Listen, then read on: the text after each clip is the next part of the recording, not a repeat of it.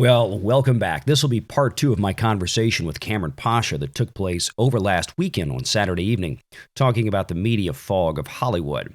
And in this one, we discuss an article from Puck magazine and one of its founding contributors, Matthew Belloni, talking about Kevin Feige and is there a Marvel fatigue factor?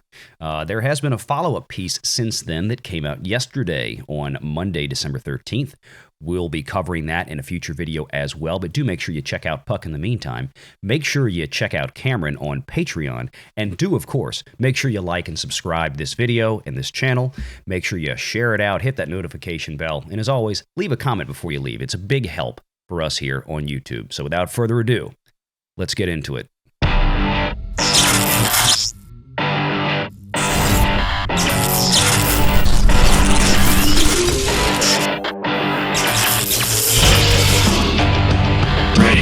Online.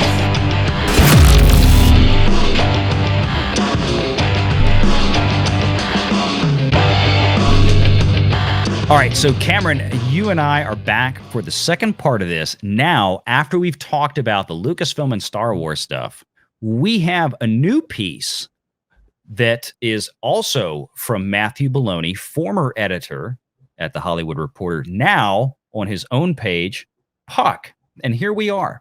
Mm-hmm. And this guy has really been an interesting gentleman to follow. Mm-hmm. He obviously has his connections inside Hollywood from his years with The Hollywood Reporter. He has made some very interesting pieces. We talked in the last episode about being able to read the tea leaves, right? Reading between the lines in Hollywood articles, even with a now independent piece like Puck from Matthew Belloni here. So we still have to read between the lines, do we not? Yeah, we do. And we also have to look at who the person is. Again, cui bono. What is the purpose of this article?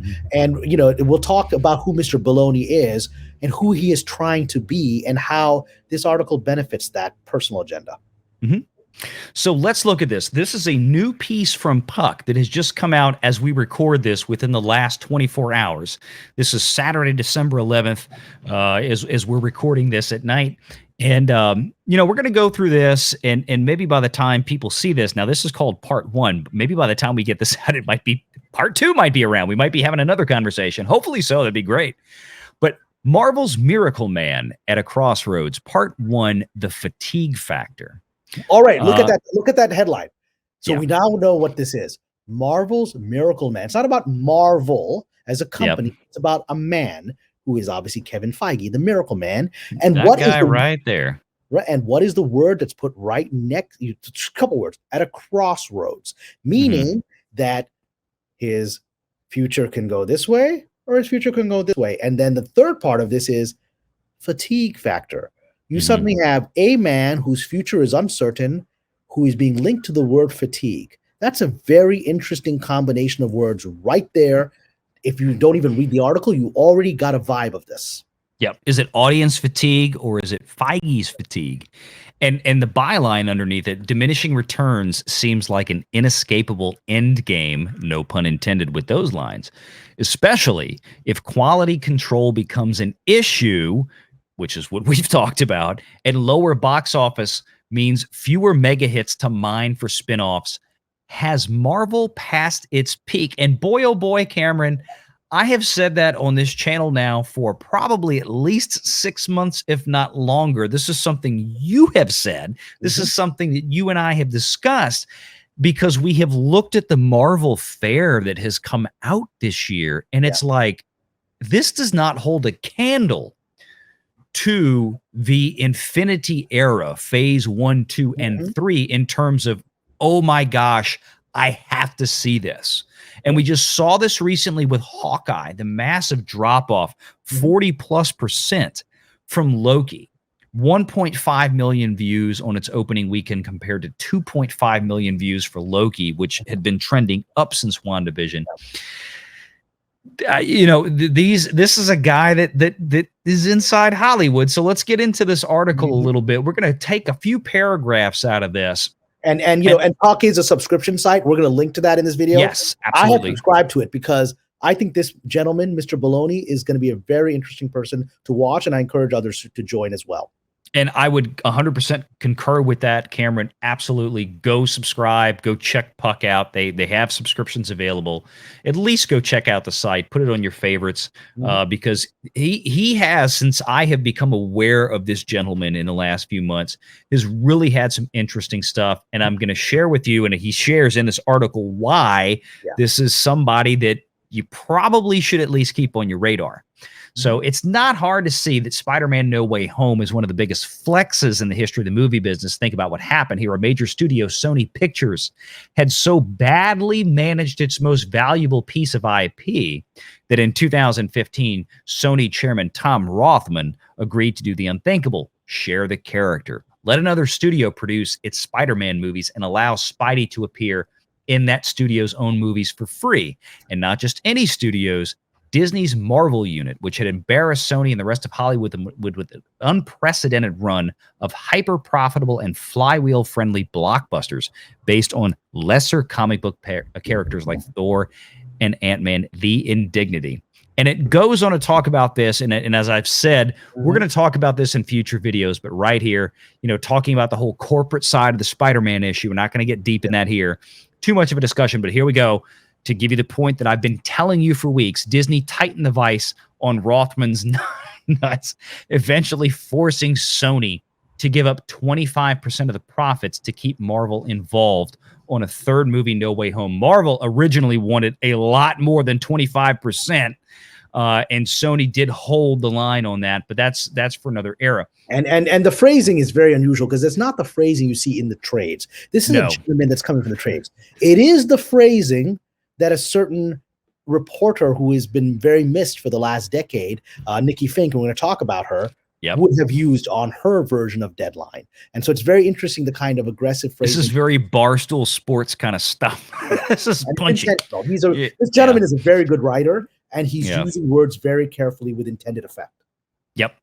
And here, according to multiple sources, there's a deal for a fourth Marvel-produced movie that will star Tom Holland, and it's already quietly in development. We've talked about this a little bit before on this channel.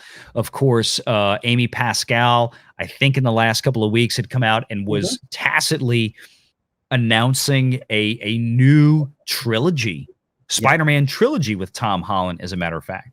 And it was, again, Amy Pascal, former head of Sony, producer of this film, announcing this rather than Kevin Feige. Right. And Amy Pascal, just so y'all understand the structure, Amy Pascal she works under Tom Rothman. So in terms of, I believe I have that right. I think I remember that right. Yeah. Okay. She used to be the head of the studio, but then she was brought down by those unfortunate Sony email hacks, which brought out some embarrassing emails, but she's rebounded to be the successful producer of these Spider-Man movies. Yeah, and Rothman was the one that really stepped in and drove this whole Marvel-Sony marriage. And we'll get into more details in the official Spider-Man corporate video that'll come out before Spider-Man No Way Home in the next couple of weeks. But I want to draw your attention here to one piece, and I thought this was interesting because we have discussed this before, once again, talking about Marvel's history.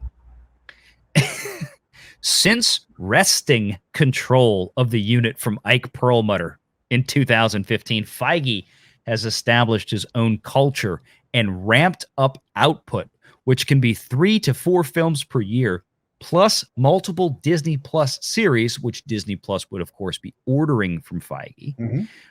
Despite that, Marvel's product has remained impervious to the usual franchise fatigue that has plagued every other property in the blockbuster area.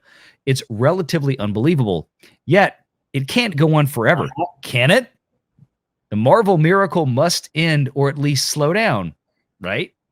So I find, again, the language very interesting in this article. Wresting control from Ike Perlmutter. We've talked about this before, where it was like, we saw what the lineage of Marvel was while Feige kind of still had some partners and other people working with him. He had Jon Favreau, he had Mr. Perlmutter. Yes.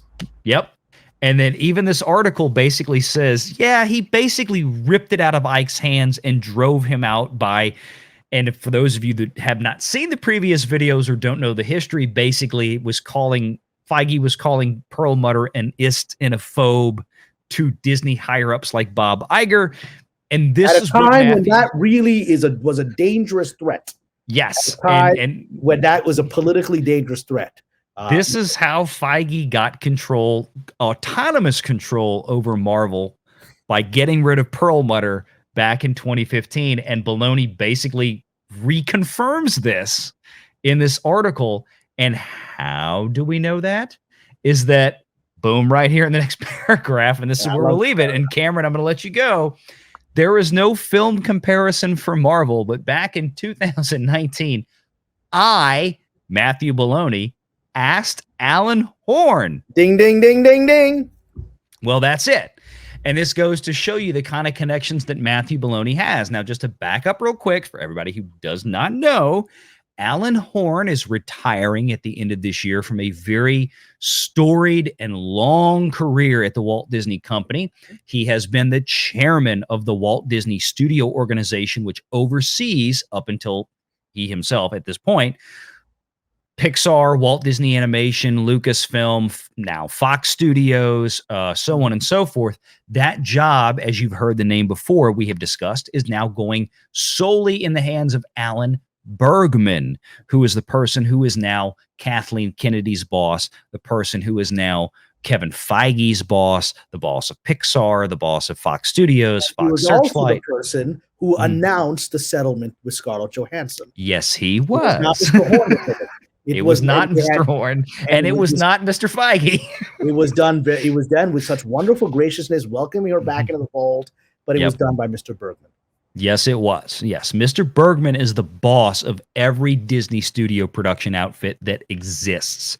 So, but this is where I'm like, so again, this gives what Mr. Belloni says, at least on the surface, unless he's straight up lying about ever talking to Alan Horn, it does give his articles and his reporting some gravitas. You don't get in front of Alan Horn even as a trades reporter. No. You have to be very high level, such as this gentleman who was the top editor of the Hollywood Reporter, for someone of that level of power to give them your time. So he's stating right here, I have access to the inner elites, the inner club of Hollywood. So you should take me seriously.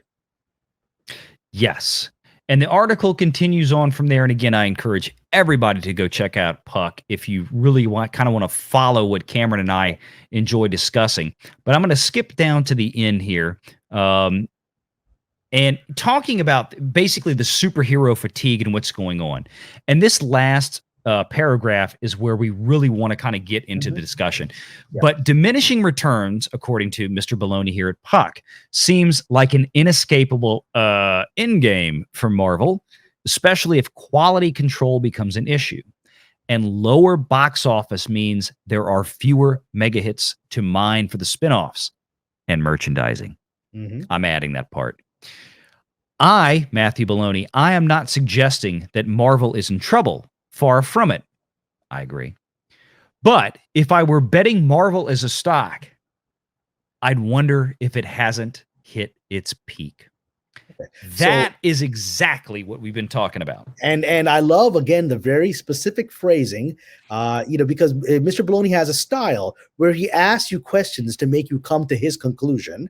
And then he states things, he covers himself by stating, I'm not stating this, but I am saying that. It's like the meme that we see on Twitter. I'm not saying it's aliens, but it's aliens, right? And now you've got the idea of aliens in your head, right? I'm a big fan of Ancient Aliens, so I love that meme. But that's what's happening here, is that he is using very well-crafted diplomatic language to make his point, so that he is not accused of coming at this with an agenda or with some kind of aggressive anti-Kevin Feige stance. He's saying, look, it's all great, all good, Marvel's doing good, but let me ask a few questions here. And those questions are what it's all about.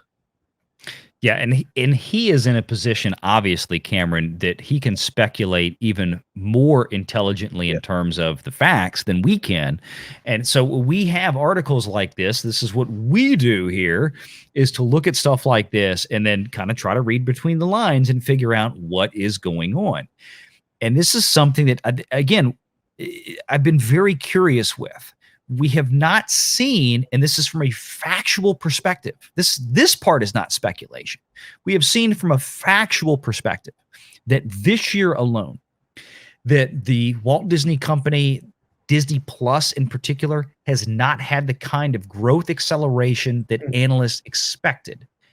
That being said, I do understand what Mr. Chapek is saying at his last, SEC filing on the quarterly call, talking about that. Hey, look, the growth is not going to be a linear fashion. We don't expect to go from 100 to 250 million in 4 years in terms of subscribers, with an equal amount of new subscribers every quarter. He's 100% correct on that one. That just wouldn't happen, right? So, I get that point. However, what we have seen this year is that the launch of 4 actually new MCU properties on Disney Plus has really not drawn in a significant number of new subscribers. You can't really include new subscribers that have come in from new markets, right? In the last month, Disney Plus has opened up in Taiwan, in Hong Kong, in South Korea. Great markets, but you can't say, oh, look, we dropped Hawkeye on there and we got 20 million new subs. It's like, well, no, you got 20 million new subs because you just turned on the service in a new country. You've opened up. It's Nixon going to China, right? You've opened up a new world, right? And exactly. So you now have a new thing to deal with. But now what is driving people to watch this, or what is not driving them to watch this? And that's really the question here. The fact that we've had multiple shows and there seems to be decreasing viewership of those shows, especially with Hawkeye, which I've heard is a perfectly decent show. People seem to like Hawkeye. But at the end of the day, 40% drop in viewership from Loki is not a good sign. So it means that people... one of the rules of Hollywood is it doesn't matter what your premiere numbers are. It matters what the next week's numbers are. So when I worked on The Bionic Woman on NBC, the remake, which regrettably was not successful, we premiered at something like 16 million viewers, right? It was the biggest hit that week because everyone wanted to see The Bionic Woman in this new form. And regrettably, people didn't respond to the pilot. The next week, we were down to 8 million viewers. And then we were down to 5 million viewers, and it kept going, right? And so that trend revealed that people were tuning out based on what they had seen and weren't coming back, which appears to be what is happening here, that even if Hawkeye is a good show, enough people didn't respond to Loki that weren't willing to check it out. Yeah, that's my read as well. And to see where this is going, and then not just on the Disney Plus side, but the numbers that everybody in the public can see that we talk about here every week, doing the box office breakdown stuff. And that is looking at, okay, we started with Black Widow, which raked in about 385 or so, I think 380 million box office global, right? Now they plus another 100 million from the streaming. 125 million from streaming, which was a concurrent release with the box office. Then we went to Shang-Chi. Shang-Chi with a $150 million budget, probably at least another $80 to $100 million in global P&A in marketing. That pulled in, I think it's now resting at what, 430 million roughly globally. Still, I mean, Venom. It's not enough to make a profit based on that P&A. No, it's really not when you factor in the marketing thing. And of course, Disney tacitly confirmed what we have been saying about Shang-Chi in that whole quarter, because they had a $65 million operating loss in that final fourth fiscal quarter of 2021 for Disney, which closed out September 30th, which would have included Shang-Chi's box. Then we had the Eternals, which, as much as Shang-Chi might have just scraped maybe close to a break-even point, the Eternals absolutely unequivocally will not. Yeah. And then we have Encanto that has come out, which, and again, we're not saying that these are bad movies, folks. We're just strictly looking at the financials. Like Encanto, it's just not performing. Right, exactly. I mean, it's West Side Story, which just came out this weekend, to huge less bomb. money. Yeah, to less money than In the Heights, which I loved. In the Heights, I really enjoyed that musical, and I was sad that it didn't make more money. But West Side Story with Steven Spielberg is making less money than In the Heights. Yeah, it's struggling, no doubt. But the point being is that when you see this trajectory, and this is where we're getting into, folks, is you see this trajectory with the Marvel Cinematic Universe. And you have to ask yourself, and I've said this for months, is it really going to take Sony and Spider-Man to bail Kevin Feige's ass out at this point? And it looks like, yes, it's going to. Because without Spider-Man right now, the trajectory for Marvel would continue to drop. And as much of a Doctor Strange fan as I am, huge Doctor Strange fan, love Benedict Cumberbatch. And I love him in that role. And that is one of the most perfectly cast characters I think the MCU has done. You can hate me if you don't like it, but I love it. But I don't even know how that movie would fare without sticking Peter Parker in it at this point. Yep. I mean, this is where we're at. And this is what this article is talking about. Very much, but it feels like it would fizzle without Parker. So yeah. So, I mean, this is what we're looking at this point, and this is what this article is looking at, is where is the MCU going from here, and how long can Feige really last? You know, because like a lot of industry out there, it's not about what are you doing for me now, or, you know, what have you done for me? It's what have you done for me lately? Yeah, no, and it's the old Hollywood aphorism, you're only as good as your last movie. Well, Mr. Feige's had a few only as good as not so great this year. Right. A few of those in a row, right? Which is not good. And again, the idea that any person is invincible is being addressed by this article, which it keeps asking over and over again. Can its unrivaled success continue forever? The question is rhetorical because the article is suggesting it's already losing its success. And so no human being in this town is invincible. Steven Spielberg is not invincible, right? As we are witnessing. And so at the end of the day, this industry is, despite the delusion of the last few years, this industry is about money. And there's always someone new ready to take your place. There's always someone new. Well, you know, I wonder, Cameron, that, you know, all the conversations we've had speculating on what an internal business struggle could look like at Lucasfilm, you know, another Disney studio, is that there could potentially be something like that again. And this is just the corporate world, folks. This is not like it's unprecedented, like this never happens, but it could happen again at Marvel Studios, perhaps, to where, okay, look, you know, look at what's coming out from the Marvel slate going forward. And it's all of this character replacement.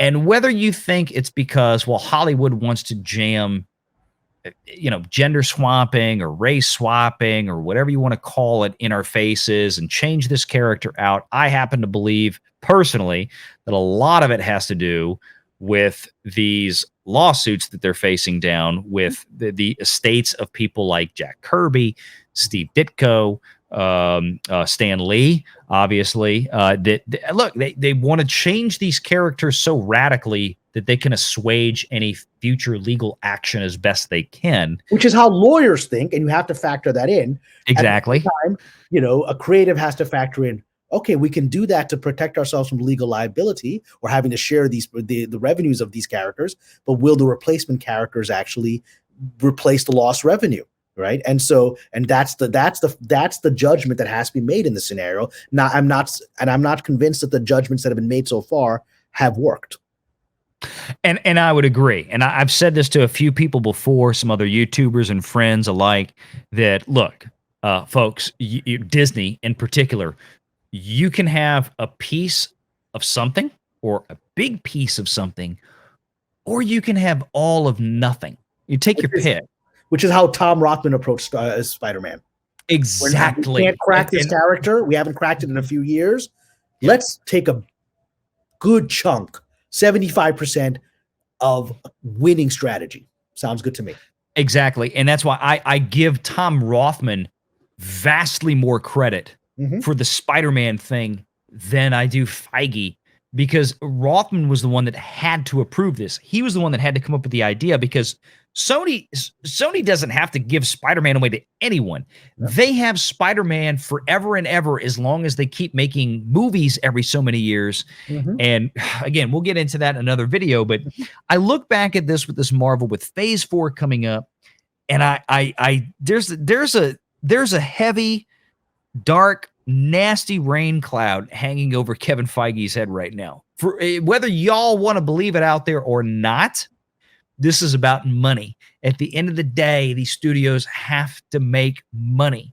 Especially when someone like a Susan Arnold from the Carlyle Group, one of the most powerful private investor groups on the planet, takes over and becomes the big boss. Especially then you have to make money.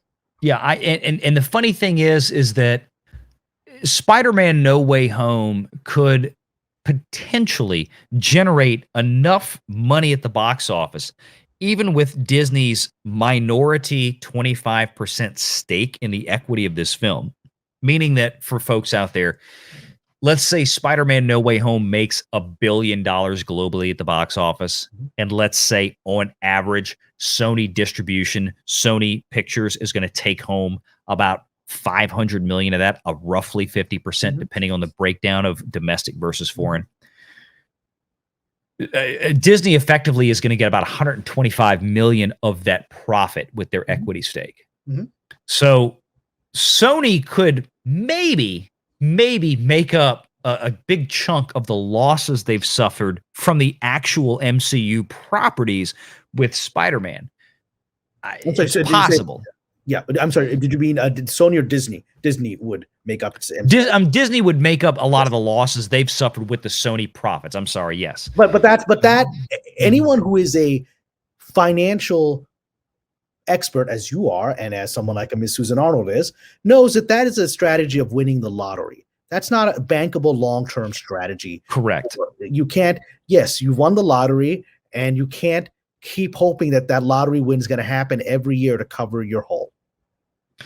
I would absolutely agree, and this is where I would leave this with you. Get one final thought, Cameron, because this is kind of the one thing that has been having me chuckle. I am seriously starting to question, because if I am sitting in Tom Rothman's chair at this point, and this whole Sony Marvel deal, this was through this third picture. That's where that second deal ended. And then going forward, we've got, like I said, Amy Pascal talking about another Spider-Man trilogy. She didn't really say that Spider-Man would be still tied into other MCU films. He'd still be MCU Spider-Man, but we don't know the connection. And it felt like a floater out there. I really have coming from her. She's not in any way committed. She's not contractually, or it's not her company. It's not Sony's MCU. Sony has no committal ties to MCU at all. And I really wonder if I'm Tom Rothman at this point and I see what's coming out of actual Marvel Studios. I see the products coming out. I see the declining box offices. I see that my Venom Let There Be Carnage sequel has solidly outperformed every Marvel offering to date this year. And I know my Spider-Man movie coming out in a couple of weeks is going to absolutely shred everything that the Marvel Studios.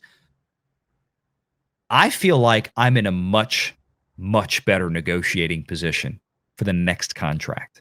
That's exactly.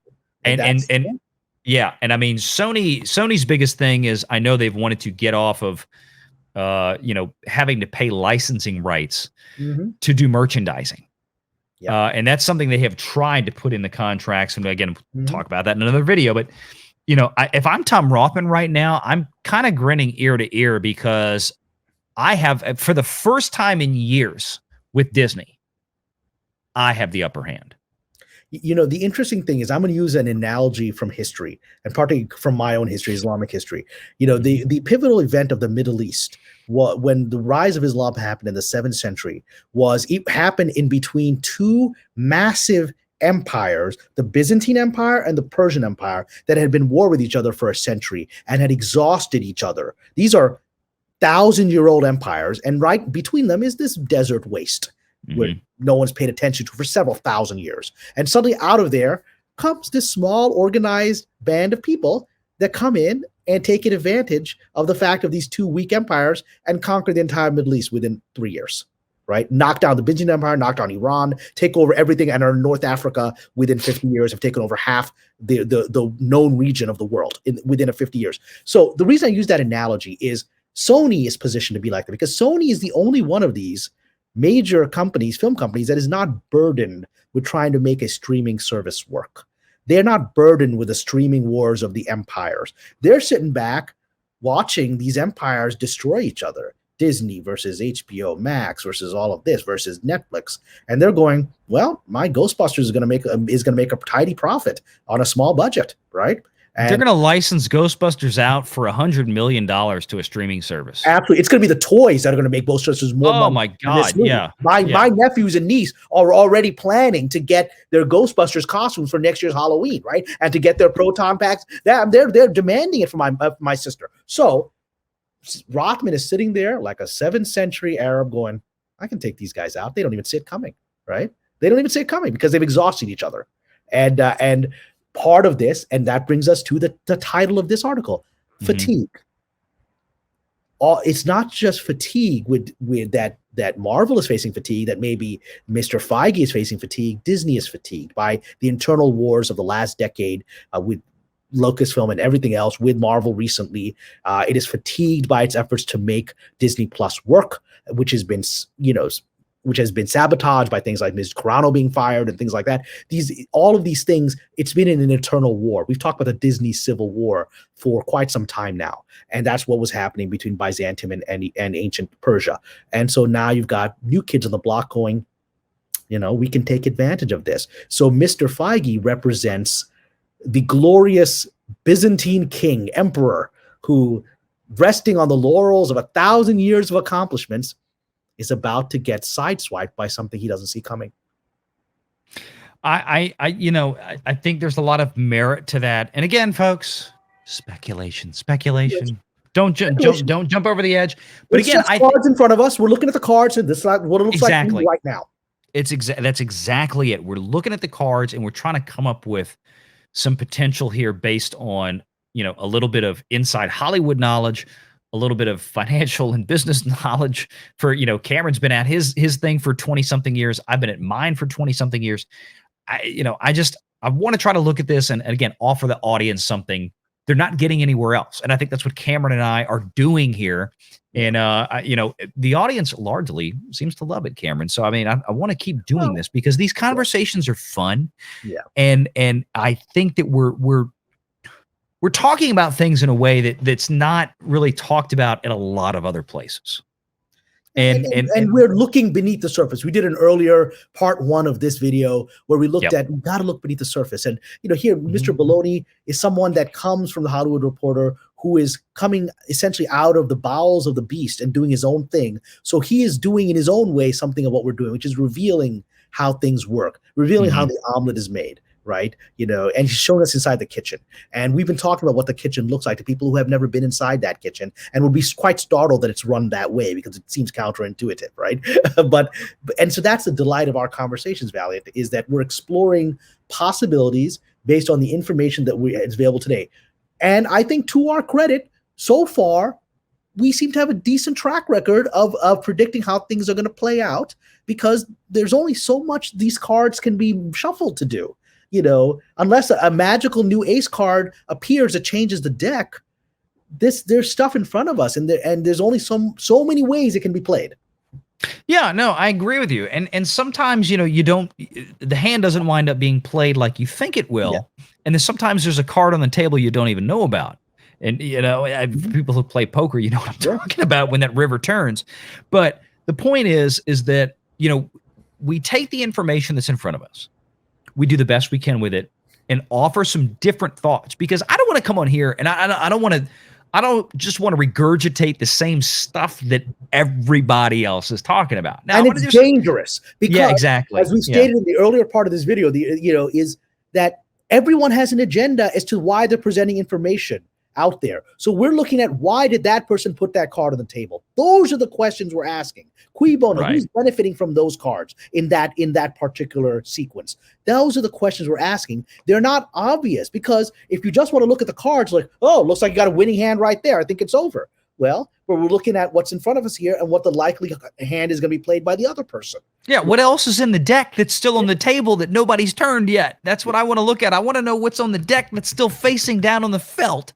I try to look beyond it. I know you do too. So, Kamran, I appreciate you being here. I think this has been a tremendous conversation. This two-parter, I think people are going to absolutely love. The last couple of ones we did, very, very popular. And again, we try to give people just a different perspective. It doesn't mean we're going to always be right. It doesn't mean we're going to always be wrong. It's just, this is what we do. We have fun. We talk about this. We give something for people to talk about, and we want your comments in the chat. Be respectful. It's like if you disagree with us, that's cool. Just tell us, hey, I don't necessarily agree with this but this is how great conversations, great debate, great dialogue always begins right here on Valiant Renegade. So please leave your comments, leave your thoughts, like and share this out if you enjoyed the video. Make sure you hit the like and subscribe button. Oh, and by the way, check out Kamran's Patreon page. Which is where this conversation began again. I sent out a Patreon article about this article, Mr. Belloni, and here we are talking about it. Here we are. So you guys will probably be seeing this Monday. And just as a reminder, we're recording this late Saturday night. If you haven't checked out part 1, go back and check out part 1. This will be part 2. So until next time, as always, ladies and gentlemen, thank you for being here. Take care.